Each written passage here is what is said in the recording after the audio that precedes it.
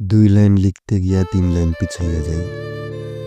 তোমার দিকে আগাইতে থাকলে মনে হয় পিছাইয়া যাইতেছি। এইভাবে আগাইতে আগাইতে তোমার ঠোঁটে চুমু খাইতে গিয়া মনে হয় আমি কখনো জন্মাই নাই। এ স্পর্শ আমরা করেছিলাম দাপর যুগে কিংবা হাম্বুড়াবির কড়া শাসনের ভেতর। তোমার হাত ধরে অনুভব করি আমি ছিলাম ম্যামথ অথবা বাইসন।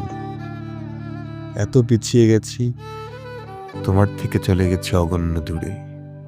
কিন্তু কিন্তু তোমার চোখ এতই স্বচ্ছ আর নিকটবর্তী, আমি সেখানে তাকিয়ে আমার কবর ছাড়া আর কিছুই দেখতে পাই না।